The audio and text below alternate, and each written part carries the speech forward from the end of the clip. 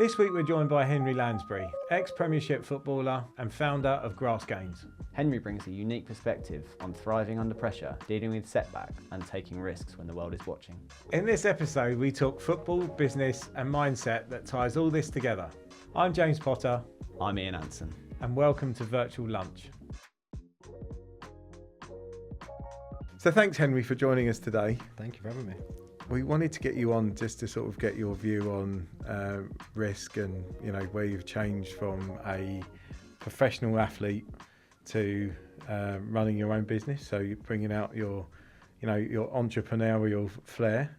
Tell us a bit about yourself and your business. There was a few businesses I've invested in, but the main one now is Grass Gains. I went hands-on with this during my career. During lockdown, I was training at home. And I had my mates around, obviously spraying the weeds and everything was toxic. And then it was actually the wife that said, "Oh, is there nothing organic you can put on the grass? Because the kids can't go on it for 48 hours and the dogs." And why do all wives talk about organic things? Always, I don't know, they went through a phase, didn't they? But to be fair, she's still going through it now. It's an extra 50 quid on the shop, isn't it, every time? Yeah. I can't even spray aftershave anymore without, you know, polluting the world or something. In the car, deodorant in the car, spray. Oh, at least I've got the same thing going on. Yeah. So it went through lockdown, and then I said to the boys that come did it, I said, "Is there nothing organic that we can put on the grass?" They was like, "Nothing on the market that can really do it."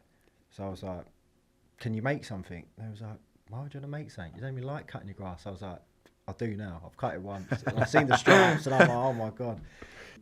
Found this organic product, built the brand, and for me it was more like the age group around myself were getting their first houses and getting the gardens, and when I look back, my grass was like this. It was brown, and I was like, "That's horrendous. Like, how could I?" I thought that was an achievement. What, brown grass? Just let it burn. But no, so I found this organic fertilizer, built a brand. I wanted it to be cool because I was going into garden centres, and it was dead. It's a dead industry. It was almost like that older generation. But then as soon as I turned 30, it was like, oh, I love a nice bit of grass and that. And then obviously playing at stadiums and the pitches are unbelievable, and groundsmen don't get the respect they deserve for pitches. Since I've finished and I started speaking to a lot of them, you don't realise how much actually goes into it.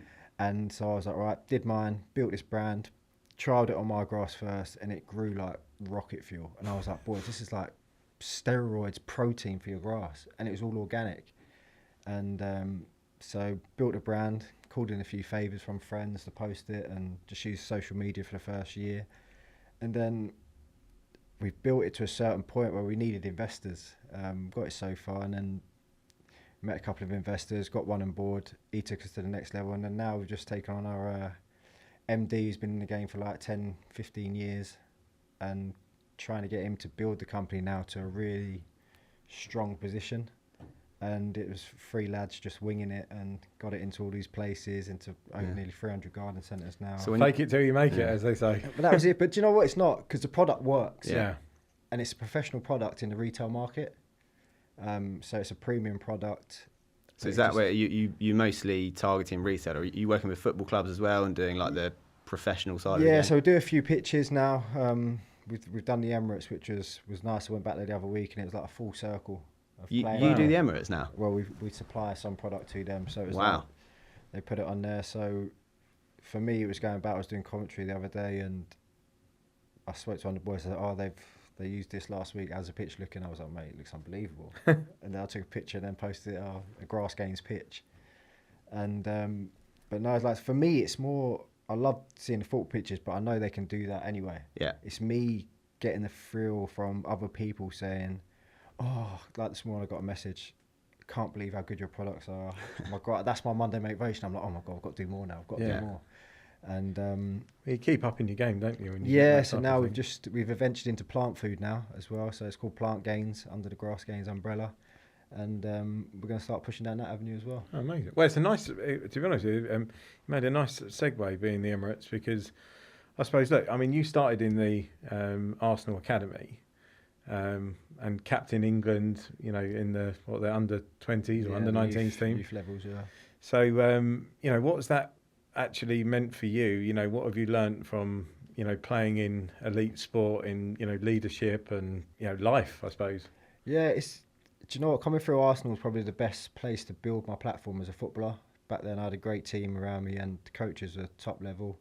And then it's when you get around the first team, you see the impact that has had on you. Like, some players will come from somewhere else, but coming through the Arsenal ranks, it gives you the best platform because they give you everything to going on in the football world. And luckily enough, I was one of the low percentage to actually make it in the football game.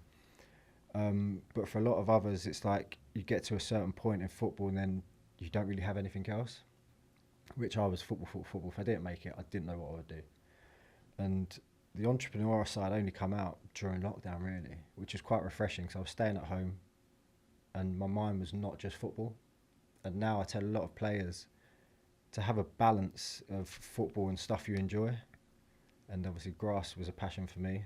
Golf is now a massive passion. So I'm like in the best of both worlds, being on lovely greens and stuff like that. And yeah, it's just gone full circle, and I'm pushing down that right route of I use the football baseline, like the team now in the office, like some of the banter in football would not be allowed in office. So it's trying to find that right balance. And I just say to everyone in the office, like, your stuff at home, it stays at home.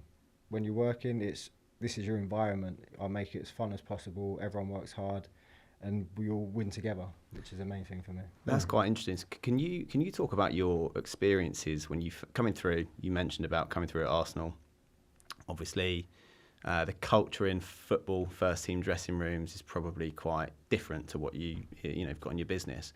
Can you just talk about what you learned from that culture and maybe some people that you thought, you know, your first experience of exceptional leaders at Arsenal and what you took from that to put into your business now? For me, Arsenal has never been the same since Patrick Vieira left.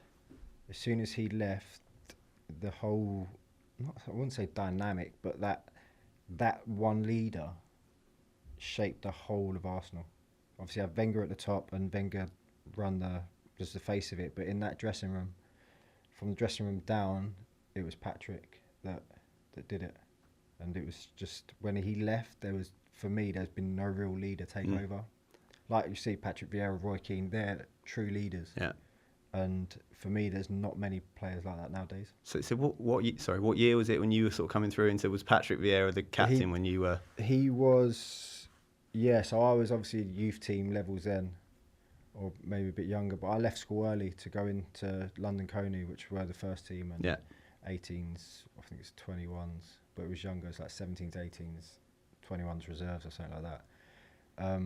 But the whole shape of that team was just from Wenger, obviously a great leader. Yeah. But so I try and do it now, whereas I kind of lead from the top, but I have someone underneath me, now the MD, who's running that whole sector. So he comes to me if there's a major problem, but if not, I'm like, you know how to handle it. Was Vieira, did he lead by example? Was it words? Like, was there anything specific you learned from him that you saw him do? It's just everything. No, his whole aura about him. Just like when you see him walk around and change room, even when he comes back, like when he came back to the club, and you walk past him, you're like, wow, like that's Patrick Vieira. Yeah. And he commands that presence. Yeah. So it's like, but he's so respectable, but he just runs it how it should be run. Yeah. I've got one quick question for you, actually, because one of a friend of Rockstone's, Rob Dowman, who is Max Dowman's father, just tell me what your views on Max, actually, because he keeps sort of being referred to as sort of like the next Messi or whatever. It's an interesting one to watch, to sort of evolve as a 15, 16-year-old. Yeah, so I think I saw him play for the first time a couple of years ago.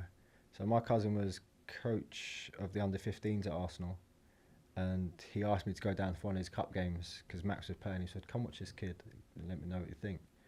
And I walked down and you just knew straight away he's got that aura about him on a pitch, and he was great to watch there. And I said, yeah, he's got a lot about him, as long as he's got good people around him, like you say, and keeps him pushing in the right direction. Now you see it all paying off now. And coming on, was he 15? Playing Incredible, in the isn't first it? team. Like, Well, I understand he can't For even get. Arsenal as He's well. so young, he can't even get changed in the first team changing room. Is a rumour I heard, but I wouldn't be surprised the rules now and all that. It's, Yeah. But no, he's a phenomenal player. I think if he keeps going in the right path, he's got a lot to come in front of him. amazing. Yeah, no, really good player. They're one of the best teams in the world at the moment as well, aren't they? So to get to break into that team at that age, It just shows how good he really unbelievable, yeah. So you've played in front of tens of thousands of people, you know, on a weekly basis, pretty much. What does pressure look like in that scenario, and how do you sort of channel that sort of pressure in your work, in your new work life? I'm quite a fearless person, so I'm confident in myself. So stepping on the pitch, it's like a whole different aura. Like off the pitch, I'm very laid back, like chilled.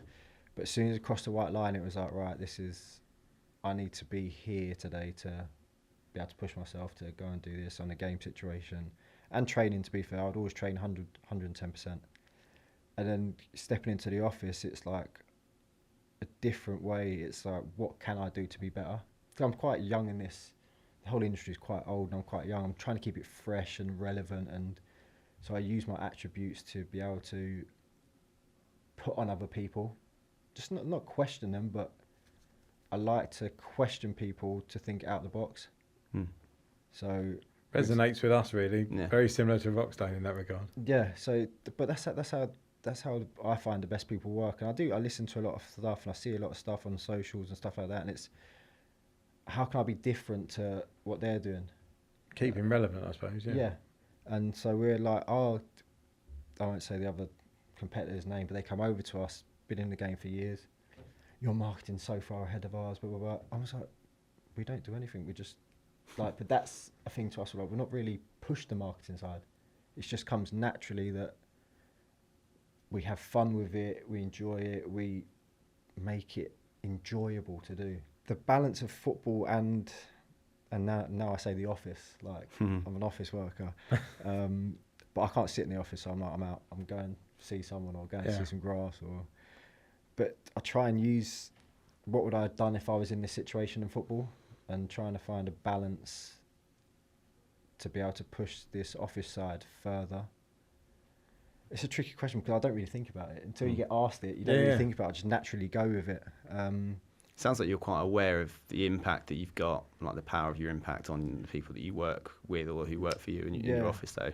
Is that something you focus on, trying to create like a really good culture for them? You have to. Why they wouldn't want to come to work? Yeah. That's my philosophy. I didn't. If I had a rubbish team and a split dressing room, you wouldn't want to go in there every day. Yeah. So it's like, as long as everyone's on the same page, we're all having fun, we'll work in the right direction to get to where we all want to get to. Yeah, I'm a huge, advocate for positive affirmation, right? You put it into the world and it will happen. There's so much negativity in the world. Agreed. Why would you bringing yourself into that situation? Turn up unhappy every day. Yeah. Why? How fun does that sound? If you're happy, I find it life goes so much easier. Was there a lot of in sport? Was there a lot of training for you and the other players around that kind of thing? Like positive thinking, goal setting, or is this something that you've learned for yourself? Failure is very public, isn't it? In football.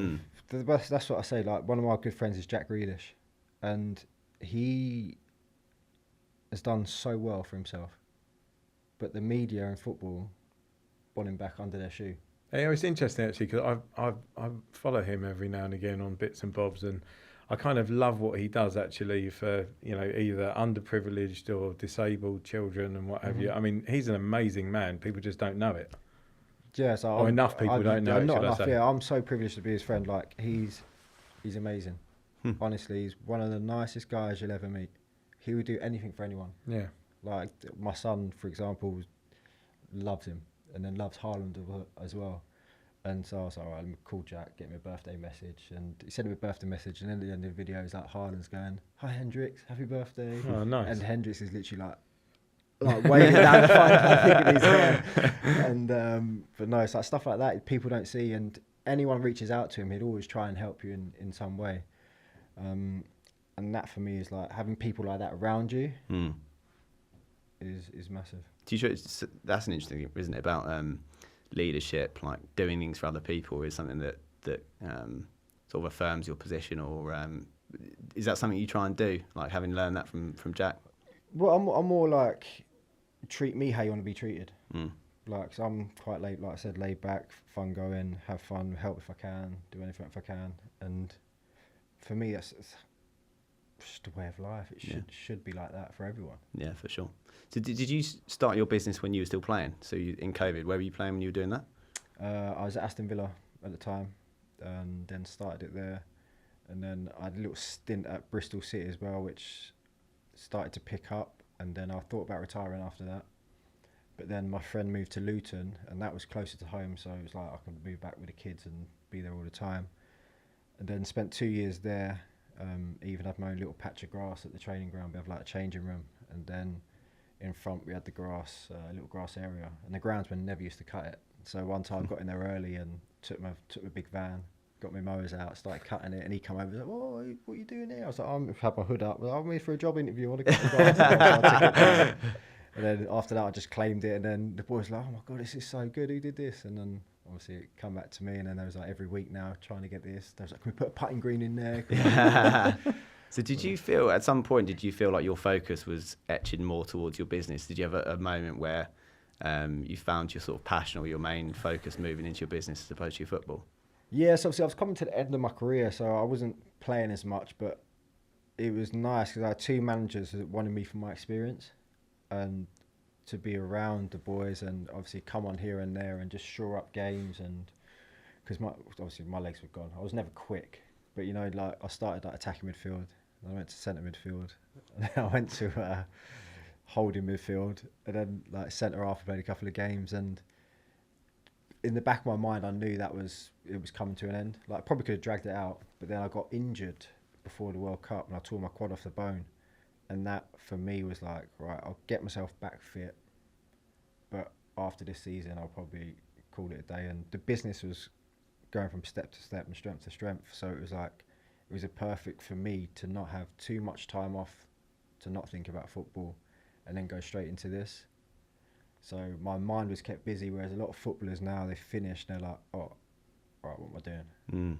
I'm spending money 24/7. But the tap's off, do you know what I mean? I haven't got the football money coming in. So for me, I was prepared. I've got a great financial advisor that I teamed up with. He come back from Dubai and set up here.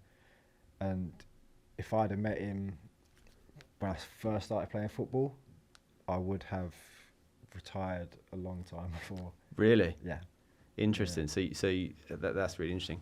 So business ownership is a key theme for us at Rockstone. You know, we give people ability to become an owner in their business via our kind of synergy model.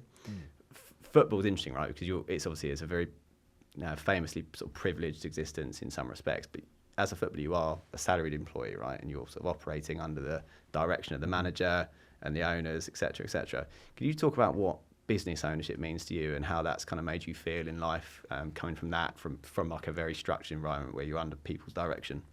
Yeah, so for me, it's like I don't want to let anyone down. When there's sticky spots in the business, I'm like, all right, how can I figure this out to get us out of it? Similar to football, to be fair. You go through sticky spells in football, like, how am I going to get myself out of this? Yeah. So it is very similar, but in terms of now, like, it's you. Whereas here you've got the rest of your team can kind of get you out of it. Do you know what I mean? Yeah. Whereas business is very much yourself and your team, but mainly yourself. Yeah. So reflecting on that, it's like I always try and push myself to get out the sticky spots. Yeah. Well, the buck stops with you right now. Huh? The buck stops with you now, right? Exactly that. And it's like, how can I keep this going in the right direction? And the thing I love most about both is the best way for me is communication. If you don't communicate with anyone, how do you expect to get out of something? In football as well, you go through a bad spell, you can go talk to people, like you got your manager, you got your psychiatrist, you got physio, you got gym guys, and whereas here it's like, right, I need to use that, but I need everyone in it, because someone might say something and it triggers something. So for me, it's like a balance of communication and yourself and your attributes you have to push forward. Yeah, it sounds like you take the weight of responsibility of driving the business and the people that work for you quite seriously, and that's quite a different thing, I guess, to football, where you're part of a cog in a bigger wheel, right? Well, now I've got the new MD, I've kind of been like, right, shared responsibility. And breathe. Yeah, I'm going to go and play golf this week. Just call me. No, so obviously Steve's been in the game for a long time, and I was at a trade show the other day, and the amount of people he knows, you've got the right person in when everybody's coming just for him. Yeah. I was like, oh my God, this is beautiful. I literally just sat back, like I did the content, like I just took my camera, I sat back, just snapping away and just enjoying it. There was a few, like obviously everyone loves football as well, so you get a bit of football talk there, and I think that's benefited me in the industry. So we had some Aston Villa's fans there, got people in Nottingham that stock it, so I sent them a shirt, and then like, I will restock it if you send a shirt. I'm like, no worries, mate. Yeah. Have 10. The benefits, yeah. So it's like everyone says to me, use all your power, use the football. But sometimes I'm like, no, I don't want to use that. I want to use do business. it on its own merit. You want the product to shine for its own. Product is, I'm telling you now, it's the best thing you ever. Well, I might take you up on that one. Well, you've heard it first. Your neighbour uses it, and I know. I can tell you that yeah, my neighbour using it, and I was saying, I think it was Jermaine Genius who recommended it. So yeah, it must be good. Nice little name drop there. I know. Yeah. Other footballers are available. Yeah. I'm going to buy some. I've literally just moved house. I've got a garden for the first time ever. It was burned out, like horrendously burned out a few weeks ago. I've been out there with a fork, putting holes in it, putting seed on it. Mm-hmm. I've got a new little lawnmower. It's in Clapham, so it's only about 45 feet or something like that. But it's now we've had a bit of rain. I'm on the road to Wembley, but I'd like to improve. And there's a couple of areas. Literally. I watched your video yesterday about the chap on YouTube. He was talking about the types of grass it's got. It grows horizontally to cover the areas which are under trees, and that's literally what I need. You can get horizontal grass. Yeah. Wow. No, there's so much. Like, listen, I usually call that thatch, but there's so much in the industry that it will blow your mind. Yeah, I need like I like playing football and golf on the grass with my 3-year-old, but it's goes far from Wembley. You're lucky. I do a product called Super Seed, and it has fescue and creep in red. That's the one I watched the video. Yeah, so it will creep and that's what I need. Still stand up. Yeah. So professional athletes sort of spend their lives on routine and creating performance and what have you. What's it like in normal world now then? How do you live your days? What's a normal day look like, and how do you make yourself thrive? Well, that's what I found hard coming out of having no routine, and it was like, right, I was taking the kids to school, getting a coffee. I remember those days. Yeah, literally, kids to school, coffee, take the dogs out, and I was like, right, what do I do now? And then my friend was like, let's go and play golf, and literally play golf, and then I had a couple of lessons, and then mentally I was like, oh, I can see where this matches with football, and from that moment on I was like, right, golf's my go-to, and my wife's not happy because it's 4 or 5 hours on the golf course. But like, she's like, as long as you play golf 10 till 2, you're fine. But that's so like 10 till 2, otherwise I'm on the school runs or taxiing the kids about to shows and whatever they do after school. But golf now is probably my key thing. I'm trying to get to scratch. So I've been playing probably 2 years now, and I'm off 4. Meet Mr. Scratch. I scratch, so we can. How do we take the pod on a golf course? Why don't you do that? Yeah. We could have done a pod because he used to be good at ice hockey, right? But when he plays golf, Gilmore he still thinks he's playing ice hockey. So you watch him swinging it, and you think all he needs to do is put his right hand down the grip, and he's just like prodding it out there. It is a natural thing for me to be Happy Gilmore, actually. So, perhaps we'll do the next series we can do on the golf. He's got similar etiquette as well to Happy Gilmore. Yeah, I'd say so. Yeah, just don't be my caddy. This will be beeping out with it. But I think one of the things there, I think there's loads talked about footballers, aren't there, and the transition after football and lack of routine, and it's about having a purpose in life, isn't it? And I think golf's amazing for that. It's because it's a game you play against yourself. And like business, really, you have to be constantly improving or you're going backwards, aren't you? And talk about like purpose. So does your business give you that sense of purpose as well alongside the golf? Yeah, it does. Like, obviously now the new MD, I've taken a little bit of a step back and really focused on the golf. But like the golf I played, I got lucky. I played with Danny Willett on Friday, and like, you think you're good. You go and play one of these guys, and literally I said to him, I'm so sorry, but you're giving me an 18-hole lesson. Yeah. I saw him in a buggy, so I've chucked my trolley away. I was like, I'm coming in with you. You're going to talk me through this whole 18 holes. And to be fair, that purpose there of him, like, he's like, just repetition. He's like, when I'm on the course practicing before, it's like, I'll take 2 shots from everywhere and I'll try 2 different things. And to be fair, that as well is similar to business. Try one thing, it doesn't work, try another thing. And sport and business for me are very similar. Yeah. Yeah, it's funny you say about trying things. I think people who haven't started business, which is probably most people, right? It's easy to criticise in life, isn't it? It's very easy to look at what other people do and say like, oh, that's not great or whatever. But the hardest thing to do in life is try things. It's taking the step. Yeah, it's taking that risk. How many businesses have you tried, or different ideas have you tried in your? We won't go down that road. Yeah, a lot. Right? I always just sort of think that, you know, failing is actually not a bad thing, because you're never starting back from the beginning, right? You've learnt a lesson, and you know, some of my ideas fail, but thankfully we win more than we lose. So, I mean, look, you know, do a top podcast talking about the failures. Yeah, we could do that, but I think that, you know, what I'm interested from you, I suppose, you know, what's one thing that from your elite football days, you know, would you say would be good for business leaders? You know, what one lesson, a lesson that you learned from your life in sport that you could share with business leaders? Having a team around you that you trust 100%. When you're in the office, you go to war with them. And that you know everyone in that sector has got your back. If you've got a few drop-offs, there's no point going to war. I love that. Yeah. That speaks to me quite a lot. Yeah, resonates. Yeah. I came into, I suppose, leadership fairly young, and probably like if I had a baseball card, experience is a major bit that I would have lacked at that point, and the importance of having it's a team game, everything, isn't it? Having good people around you with I love having people with different skill sets. I remember when I started working with you, and we thought in a similar way, and you know, some other people were as well. And I looked around the room and was like, this is great. You know, we're thinking on the same page here. But now when I look around the room of leaders in our business, it's like he's got very different skills to her, and she's got very different skills to him. And it's the same on a football pitch. Yeah, right.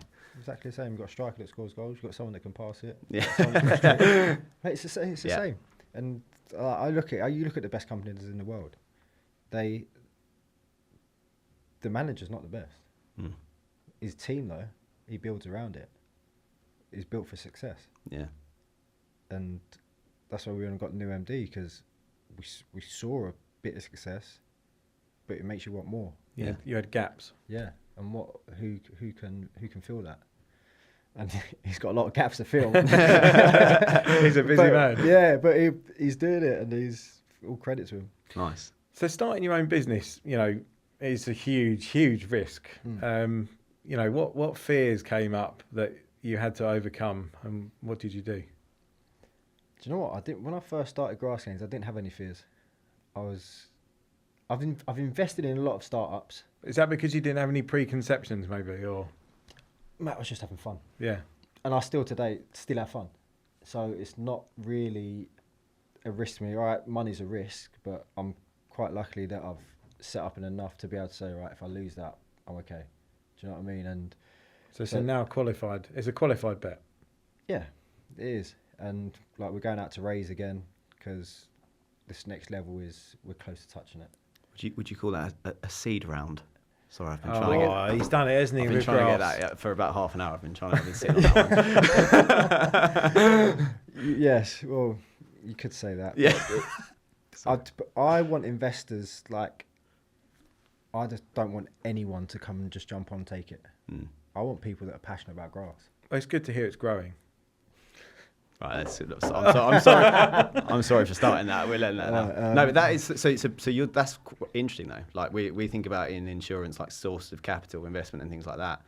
You're talking about alignment with your investors there. That being important. You don't just want passive, money. I want out. someone that likes their grass. Well, obviously I'll take the money if they're doing a lot of it, but I want someone with still like the passion for grass. Because the team I've got is so passionate about grass. Yeah. Like the boys that I'm working with also have a different company that renovate football pitches and stuff like that. So it works hand in hand for us. But we're passionate about something. And I think if you bring someone in on that level with you, it's only going to help you. Yeah. But have you got an ultimate vision for Grass Gains where you want it to get to? So 5 years we'll either be brought out by one of the big boys because we're taking too much of their stuff, or we'll be in the top 2-3 leading grass nice. Brand. Is golf a market for you? You talked about Yeah, it's a big market. Yeah, it's a lot of grass. But the only thing, there's a lot of bonds in greenkeepers and other companies that it happens all over. There's backhanded everywhere. Yeah. Merry Christmas, thanks for ordering all this. Yeah. That's your way. So it's breaking the bond. Yeah. And it's just over time. That's sales, right? Long-term consultative selling, break down the bonds, give them a better service, give them a better product. So in your life, Henri, what's the biggest risk you took? The biggest risk I've took? Can't say getting married, can I?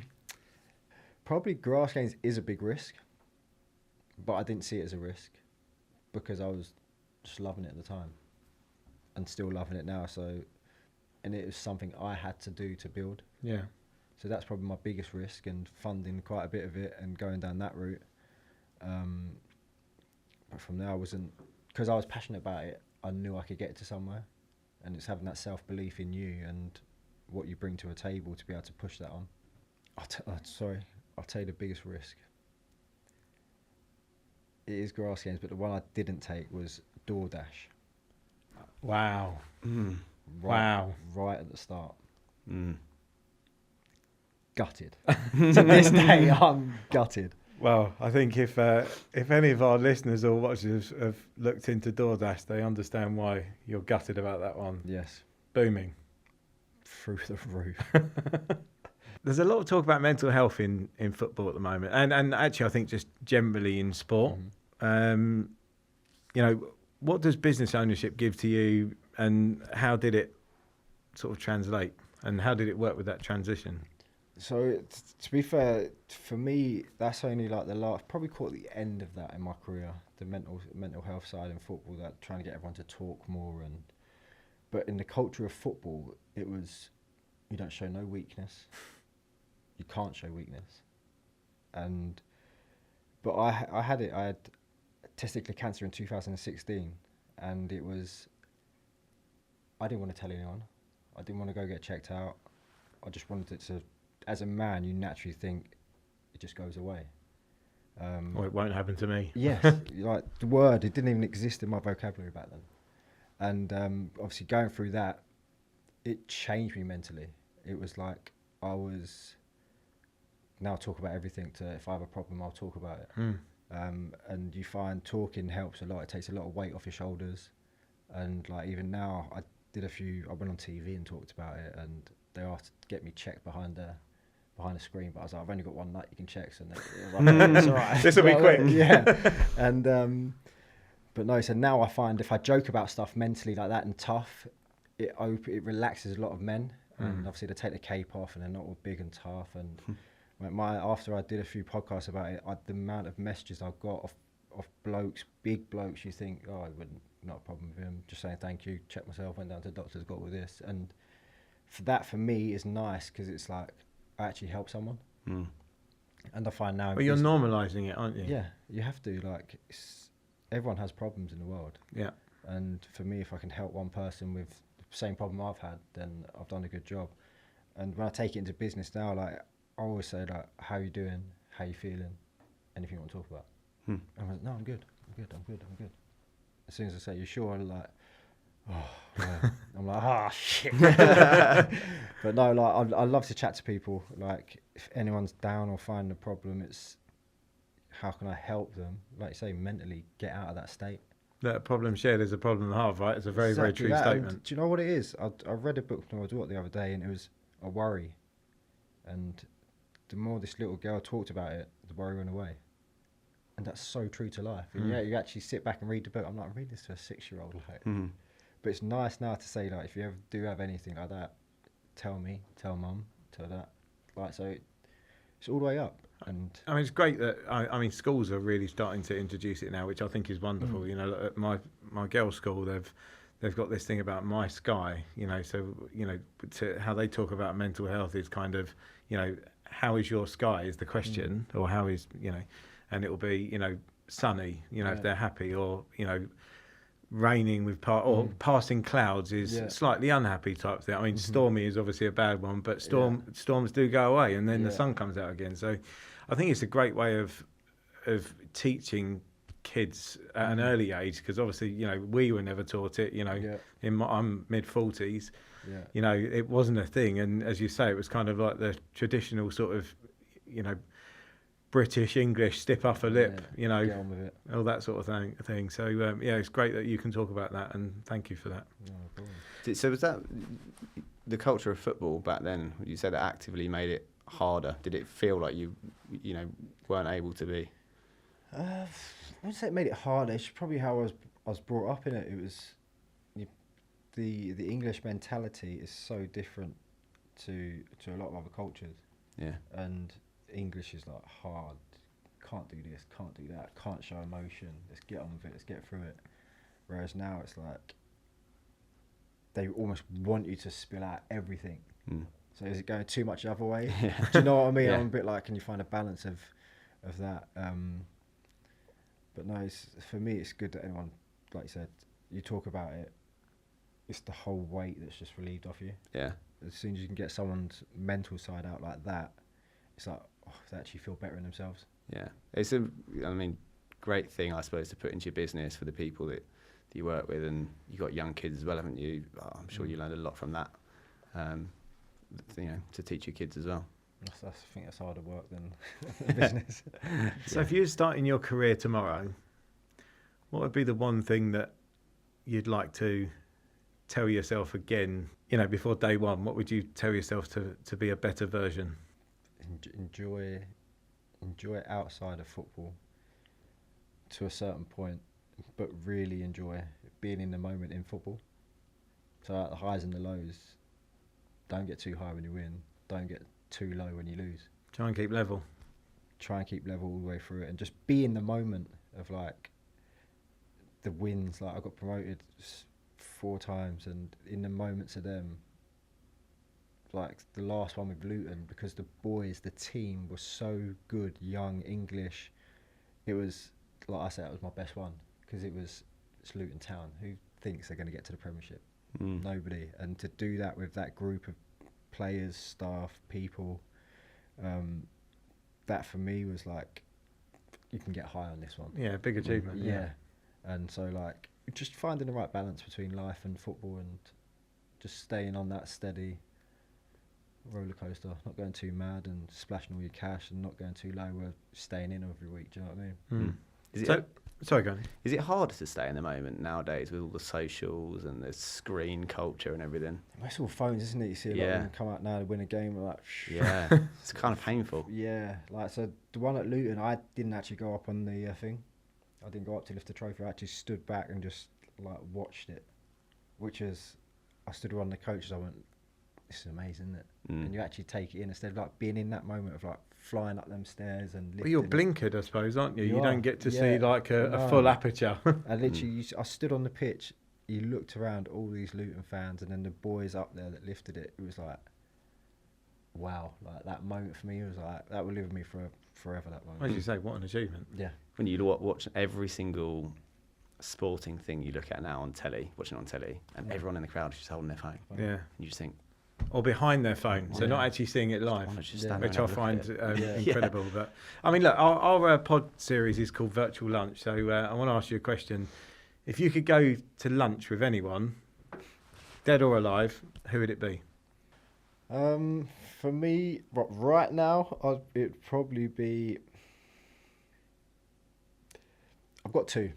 So We'll let you have 2. You can have 2. Table for 3. Sports side, I'd have Tiger Woods.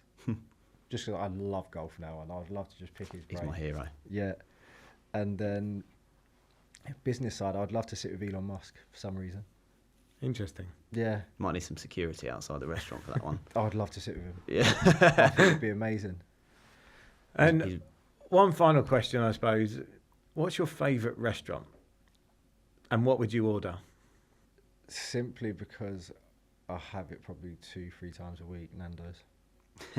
And what would you order? I have beef burger. I have a portion of halloumi. I have a chicken wrap peri tamer with halloumi in it. A side of sweet corn.